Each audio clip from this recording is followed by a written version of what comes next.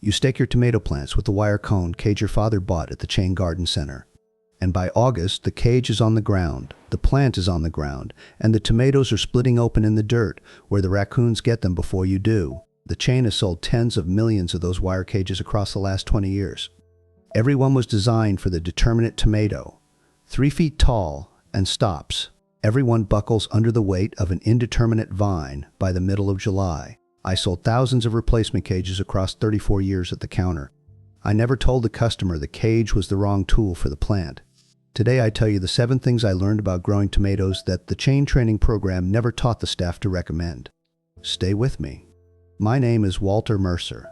34 years at an Ohio chain garden center counter, selling tomato plants, cages, fertilizers, and the replacement of each when those failed. Retired now, with the notebook open. 2 things to know before the 7 steps. Most tomatoes American backyard gardeners grow are indeterminate, meaning the vine keeps growing all season, 6, 8, 10 feet by August. The chain stocks the standard wire cone cage designed for determinate varieties the chain stopped selling 15 years ago. The mismatch is the chain's revenue cycle. 2. The chain training program never taught the staff to recommend less product. Every one of these 7 steps reduces what you spend at the chain register. That is the whole reason they were never on the staff training sheet. Now to the 7 steps. The first step starts at transplant. The tomato has a property no other common vegetable shares. The stem will produce adventitious roots, meaning roots that grow out of the stem itself if you bury it. Every inch of buried tomato stem becomes more root mass. More root mass means more water uptake, more nutrient uptake, stronger plant, more fruit. The chain transplant comes in a 1-quart pot with the seedling about 6 inches tall. The customer who plants it at the same depth as the pot, the way the chain training video shows, has given the plant about 3 inches of root in the ground. The customer who pinches off the bottom set of leaves and buries the plant up to the next leaf set has given the plant 6 to 8 inches of root mass on day 1. That is the first thing the chain training never mentions. Bury the transplant deep. Strip the bottom leaves first. The plant catches up to its original height in about a week and then surges past it. The fertilizer at transplant matters as much as the depth. The chain sells Espalma tomato tone, 346 with 8% calcium, at $15.50 for 4 pounds. The branding sells you calcium and convenience. The chemistry sells you nothing you could not buy cheaper. The honest recipe is 2 tablespoons of generic organic 10-10-10 plus 1 tablespoon of bone meal worked into the planting hole. Water it in. Side dress every 2 weeks across the season with the same blend. 2 tablespoons in a ring at the base of the plant. The microbiology keeps feeding the plant from the slow-release granules all the way to frost. If you want the calcium boost the tomato tone label advertises. Pelletized garden lime, 5-pound bag under $10 at the hardware store. Supplies the calcium for the entire bed for 3 years. I sold the tomato tone bag every spring for 34 years. The training program said too, the chemistry inside is the same chemistry sitting 20 feet away in the generic shelf. The second step is support. The chain sells the wire cone cage in 3 sizes. Small at about $5, medium at $8, large at $12. The customer with 10 tomato plants spends $80 to $120 on cages every spring. The chain knows the cages buckle under indeterminate vines by July, and the customer comes back for replacements in August. The chain marketed the cages as extra strength and heavy duty across 34 years. Every package said the same thing. The wire is the same gauge.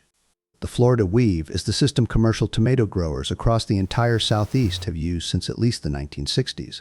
It costs 1/10 of what the cages cost. It supports indeterminate vines through the entire season. The chain never sold the components in a kit because the components are dirt cheap. The system works like this. Drive a 5-foot wooden stake every 3 plants along the row.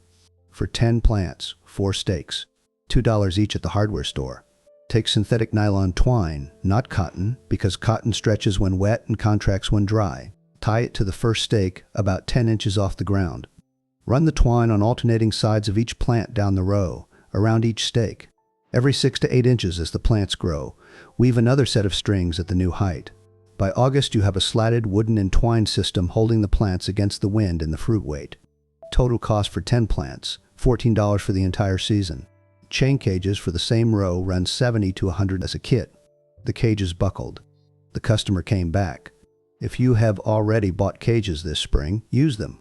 Cages do work for the first 8 weeks, especially for determinate varieties. Read the transplant label. Determinate, the cage works. Indeterminate. Plan the Florida weave for next spring. Step 3 is pruning. The pruning the chain training program told the staff not to mention to customers, because once the customer prunes their own plants, the customer also stops buying the fungicide and the bloom booster. The indeterminate tomato sends out side shoots, called suckers, at every node where a branch meets the main stem. Left alone, every sucker becomes a full secondary branch. By July, the plant is a dense thicket. Air does not move through it. The interior leaves stay wet for hours after rain or dew. The fungal diseases the chain sells you, the copper fungicide and the chlorothalonil for early blight, septoria leaf spot, late blight, they thrive in that humidity. Pinch the suckers off when they are small, 1 to 2 inches long. You can do it with your fingers. No tools required. The technique is simple. Look at the joint where a branch meets the main stem. There is a third growth coming out of the V between them. That is the sucker. Pinch it off at the base. The plant heals over the small wound in about 2 days. No spray, no fungicide, no problem. The Michigan State University Extension and the University of California Master Gardener Program both publish research showing that sucker removal in indeterminate tomatoes leads to bigger fruit, earlier ripening, fewer disease problems, and a more manageable plant. The Illinois Extension publishes a precise protocol on which suckers to remove and when. The exception: determinate tomatoes, bush varieties, do not need sucker pruning. The determinate plant is bred to set its full crop in one concentrated flush. Check the label. If determinate, do not prune. For indeterminate, the easiest backyard system is to allow 1 or 2 main stems and pinch every other sucker as it appears. The single leader system gives the highest quality fruit and easiest disease management. The double leader gives slightly more total fruit. Either works. If you miss several weeks of sucker removal and the plant is a thicket, use what growers call Missouri pruning. Cut just the growing tip off the oversized sucker, leaving the bottom 2 sets of leaves in place. The plant adjusts gradually without the shock of full removal in midsummer. One more rule. Wipe your pruning shears or your fingers with rubbing alcohol, 70% isopropyl from the drugstore, $3, between every plant. Tomato diseases transfer on tools and skin. The Espoma Calmag spray, the Bonide copper fungicide, the chlorothalonil, these are the 3 products the chain trained the staff to upsell to the customer with diseased tomatoes in late July. Sucker pruning and alcohol wipe shears prevent the disease before it starts. The chain never mentioned either one. 3 steps in. 4 to go, plus the bonus from the notebook. Drop your state and your USDA zone in the comments and tell me one tomato product the Chain Garden Center talked you into last summer that did not work. A specific bottle, a specific bag, a specific spray. The pattern in those comments is data I cannot get from inside the store anymore. If this video, the kind that names the chain training playbook behind the bag on the shelf, is the kind of practical gardening you wish someone had shown you 20 years ago, the like button helps the algorithm put it in front of more gardeners who have been overpaying. The subscribe button is right below for the next page of the notebook when it drops. Now to step 4. The sun and the heat and the part the chain never mentioned in the variety tag. Step 4 is sun and heat. The tomato is a full sun species. Unlike the pepper plant, which evolved as a subtropical forest understory crop, the tomato evolved in the Andean foothills of Peru as a sprawling vine and open scrub. The plant wants direct sun for 6 to 8 hours per day to set fruit at full capacity. That is the easy part. The hard part is the heat. When daytime temperatures climb above 90 degrees Fahrenheit and nighttime temperatures stay above 75, the pollen inside the tomato flower goes non-viable. The flower opens. The flower drops. No fruit sets. The Alabama Cooperative Extension System, the Oklahoma State University Extension, and the University of Illinois Extension all publish the same temperature thresholds for blossom drop in tomatoes. For the gardener in the Deep South, Texas, Florida, Georgia, Alabama, southern Louisiana, those temperatures arrive in June and stay through August. The Chain Garden Center sells you the same tomato varieties in your zone that they sell in Vermont. The pollen drops in both places, but in your zone it drops for 10 weeks instead of 1. You watch the plant flower beautifully through July and produce almost no fruit.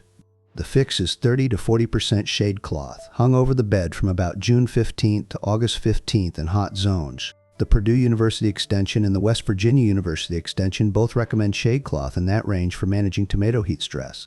Hang the cloth on the west and south sides of the bed, the directions the punishing afternoon sun comes from. Raise the cloth on stakes or hoops so air can still move underneath. You are not trying to block all the light. you're taking the edge off the afternoon 95-degree pressure. Heat-set tomato varieties, Heatmaster, Solar Fire, Heat Wave, Florida 91, Sunleaper, are bred specifically to set fruit at higher temperatures than standard varieties. They are not what the chain stocks in late April. They are at Burpee's Seed, Park Seed, Johnny Selected Seeds, Southern Exposure Seed Exchange. Order in February. Start indoors in March. For cool summer zones, New England, Upper Midwest, Mountain States, Pacific Northwest, skip the shade cloth. Your problem is the opposite. Plant in the open and use plastic mulch to warm the soil. For the Midwest and the Mid-Atlantic, watch the forecast.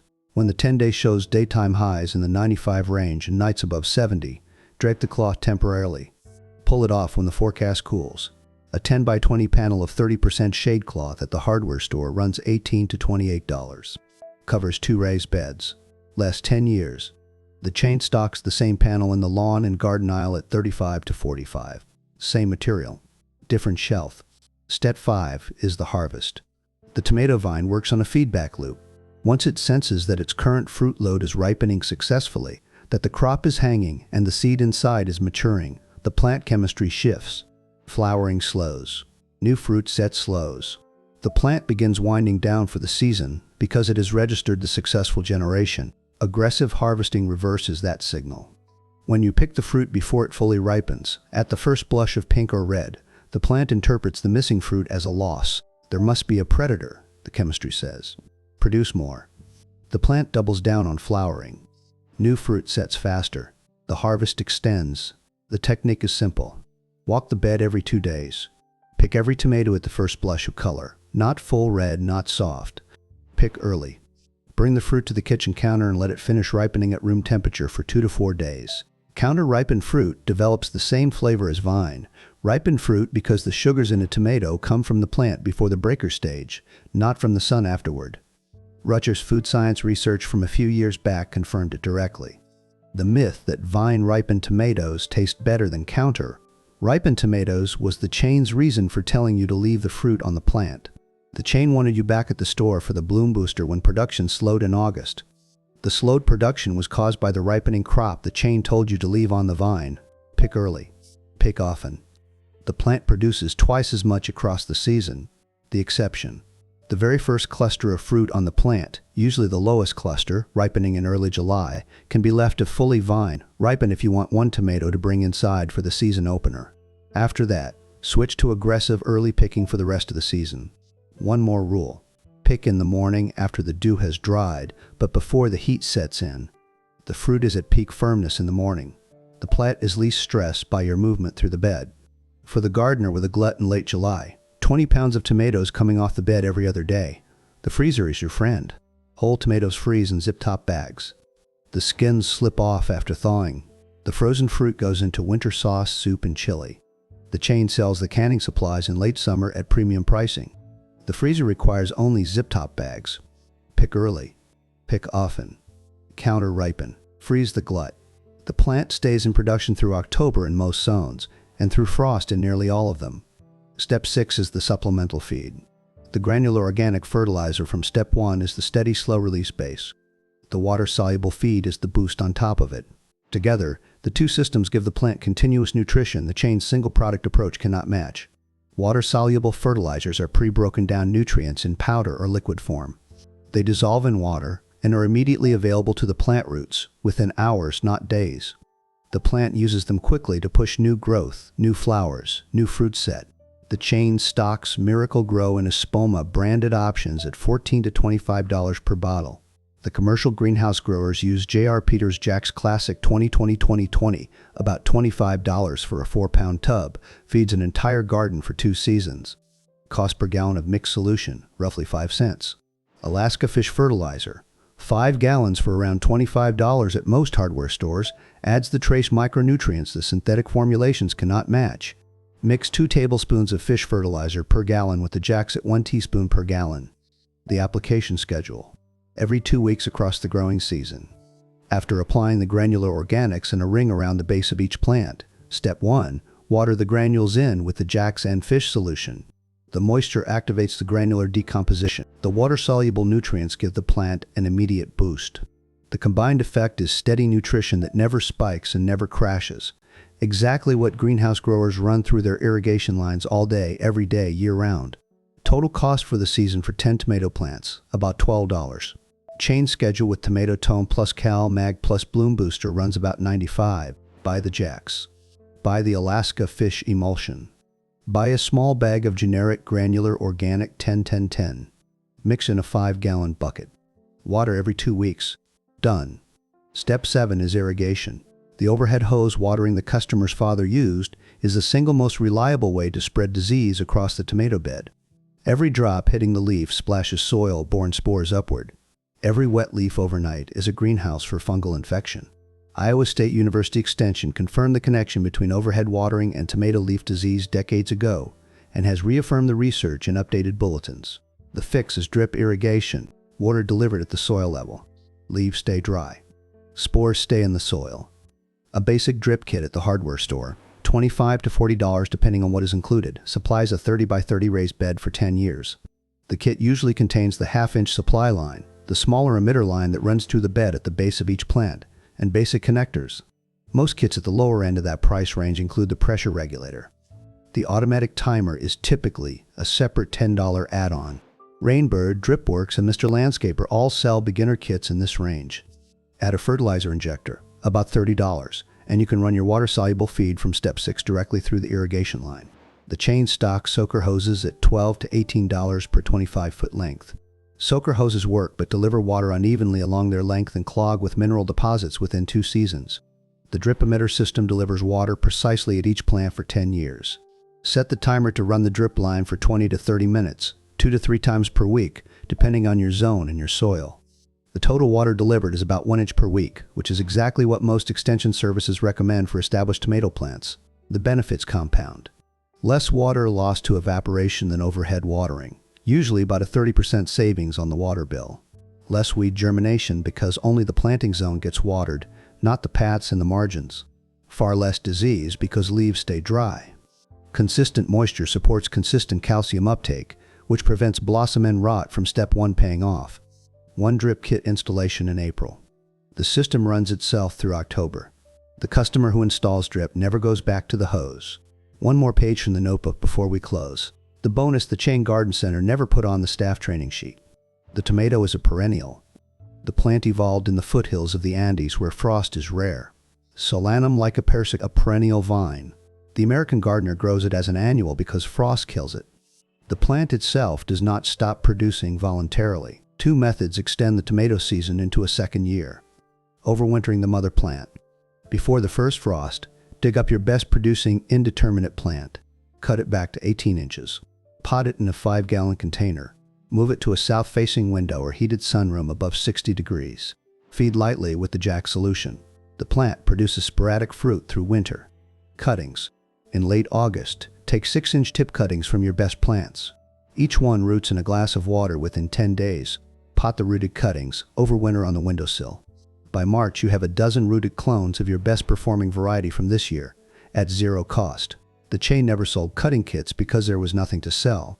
6 cuttings, 6 glasses of water, 10 days. Done. That is the 7 steps in the bonus. Bury the transplant deep with a generic organic blend. Florida, weave the support instead of cages. Sucker prune indeterminate plants weekly. Shade cloth in the heat zones from mid-June through mid-August. Pick the fruit at first blush. Jack's 20-20-20 with Alaska fish, every 2 weeks. Drip irrigation late in April. Cutting propagation in September. Generic products. Slow release blends. Mechanical support. Honest harvest timing. Drip lines. Cuttings. Total cost for the season, about $40. Total cost the chain sells you for the same season, about $220.20. Keep your money in your pocket and your hands in the dirt. I'll see you on the next page.